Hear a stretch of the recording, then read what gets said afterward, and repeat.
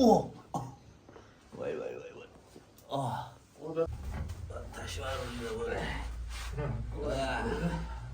Bo'la be. Bir ketmay orqa. Orqa qattiq.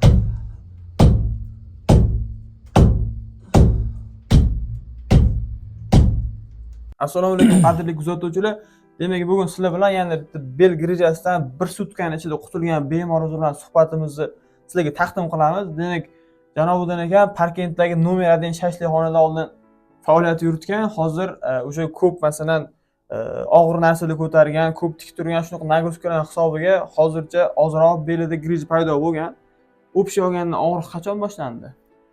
Общий bir yil davomida shunaqa og'rib Bir yildan beri belli demak sal og'rib turgan. Og'rib bo'ldi. Demak, oxirgi muddat MRT qildirganiga 1 oy bo'ldi. 1 oy oldin sal kuchaydi demak. MRT qilishga majbur qiladigan og'riq bo'ldi. Shunaqa bo'ldi. MRT qildirdim, keyin YouTube kanalda ko'rib qoldim reklamani. Aha.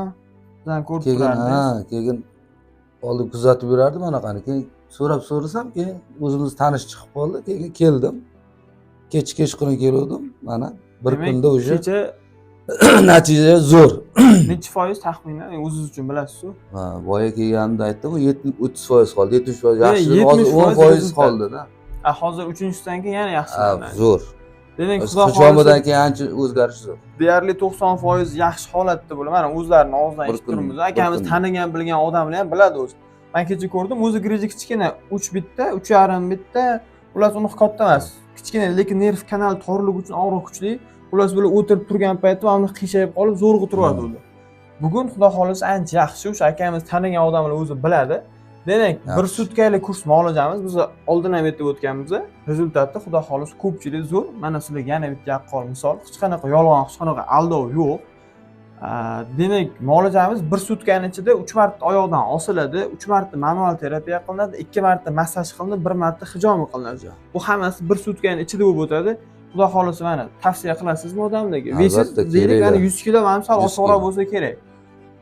Birinchi safar barmoqdan osdik, u ham ma'qul bo'ldi, lekin keyingi safar ikkitasida oyoq to'pig'idan osib berdik. Unda akamiz o'zini aytishi bo'yicha o'zini juda ham bo'sh qo'yib yaxshi his qilganligi uchun shunaqa qilib lecheniya qildik. Demak, rezultati bor. Demak, tavsiya bera olasiz. Albatta, kelinglar, ishonchli, hammasi halol, unaqa yolg'on videolar yo'q. Ukamizga rahmat, baraka topsin. Sizga ham rahmat. Boringlarga shukr. Demak, nomer qoldirib murojaat qilishingiz mumkin bo'ladi. Profilga o'tib ko'radigan bo'lsangiz, shunaqa yana boshqa bir grij haqida ma'lumotlar, shunaqa davolagan bemorlar bilan suhbatni juda ham ko'p qo'yib borgan. Kuzatib borsanglar bo'ladi. Demak, sog' bo'lasizlar, salomat bo'lasiz aka. Sizga ham rahmat. Ha, sizlarga ham katta rahmat, ishinglarga rivoj. Rahmat.